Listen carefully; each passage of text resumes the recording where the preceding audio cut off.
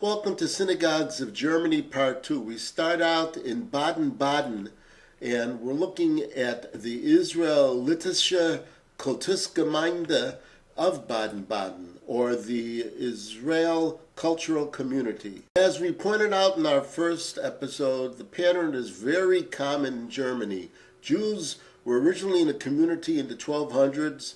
They were subsequently banished. They came back by the 1800s, and of course the Nazis banished them permanently, or at least they thought they had. With their decisive defeat in World War II, whatever remaining Nazis retreated back into the cracks in a wall they came out of in Germany. A few Jews returned back to Baden-Baden, and the French occupying forces in 1947 decreed that a synagogue be converted from the building shown here. 1956 saw the reestablishing of the formal Jewish community in this area. But the synagogue was hardly used because it was difficult to be able to get a minyan together. That changed in May of 1992, presumably because of an influx of Jews from the former Soviet Union. In recent times, there has been about 300 in the Jewish community. And note the sukkah in the left foreground.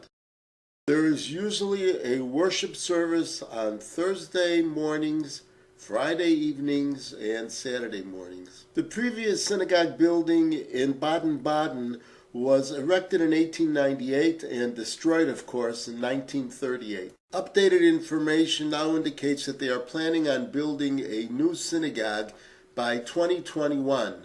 And that there is a Rabbi Daniel Surovtsev who helps out with the community. And the community possibly now consists of about 700 members. Our next stop takes us to Bayreuth, which is a town of about 73,000 in Bavaria on the Red Main River. This building is the oldest existing synagogue structure remaining in Germany, dating back to 1760. That's because the Nazis converted it into an opera house. And surprisingly, it took until about 1965 for it to return in the hands of the Jewish community. In 1967, there were about 40 Jews to this congregation, and it worked its way up to now about 500 people. And the building was completely remodeled in 2018 with a cultural center and museum under construction across the street from it. A little further explanation. In itself, it wasn't an opera house, but it was next door to one, which then took it under its protection. On Kristallnacht in 1938, the Nazis plundered the contents of the building, taking away 28 Torahs, but did not burn it down because they were afraid it would damage the opera house. Many of the current congregants are from the former Soviet Union, and the practice of the congregation is of the Orthodox tradition with separate seating. Another addendum to a previous statement. We pointed out that in 1967 there were 40 congregants, but in 1949 there were 550 Jews left in Bayreuth. The reduction in the count reflects those emigrating to other countries.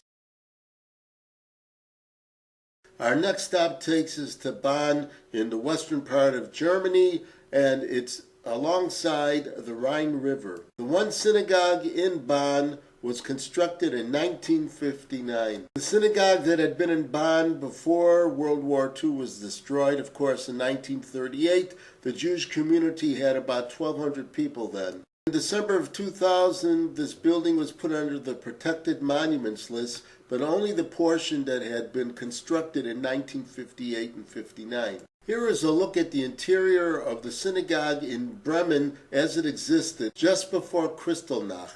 And here is a look at the new synagogue constructed. Bremen is a town alongside the Weser River in northwest Germany. The facility shown here was constructed around 1961. Today, because of the influx of Jews from the former Soviet Union, there is probably more than 1,200 in the population. Celle is a town in the north in the Lower Saxony area, and it has about 70,000 people. This building also has its origins from the 1700s, and again, it was not destroyed because it was too close to other buildings that the Nazis did not want to ruin. Today the building is mostly a museum piece, but there is a small number of Jews holding congregation services there on a regular basis.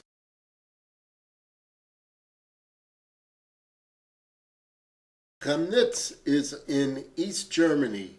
In fact, while it was under the occupation of the communists for much of the second half of the 20th century, it was called Karl-Marx-Stadt. We had been looking at pictures of the original synagogue before that one was destroyed in Kristallnacht. In 1933, there had been about 2,800 Jews in the area. The new synagogue building shown here was constructed in 2002. And again, the main reason there is any Jewish presence in this area is because of the influx of Jews from the former Soviet Union in the 1990s. And so we end episode 2 of our look at the Jewish houses of worship in Germany, past and present. More episodes to follow, so bye for now and see you real soon.